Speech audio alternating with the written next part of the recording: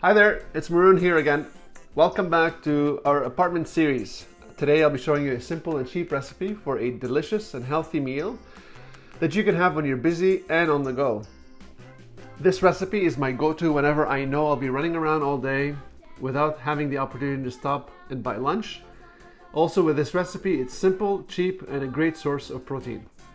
First, you'll need 7 eggs, bacon, butter, green onions, and cheese. If you remember from my previous video, we had already purchased all the ingredients that are required for the omelette, but since we have some leftovers, we're going to use them for this recipe. So first we'll use 2 egg whites and 5 whole eggs. Scramble them well and add some pepper. Please note, I did not add any salt because the saltiness will come from the added cheese and bacon.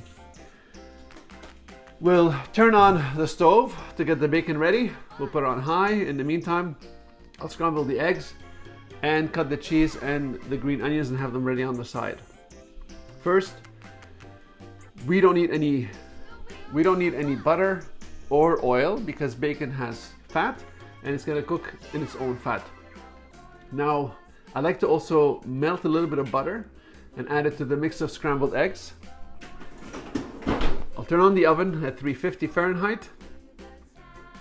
Now that everything is added together, I will add the egg batter into the silicone muffin molds. Once all is filled, I'll put it in the toaster oven for about 15 to 20 minutes. If you like more cheese, I recommend that you add it in the last 2 minutes of the bake. Once ready, take it out of the oven, let it rest for 5 minutes to cool.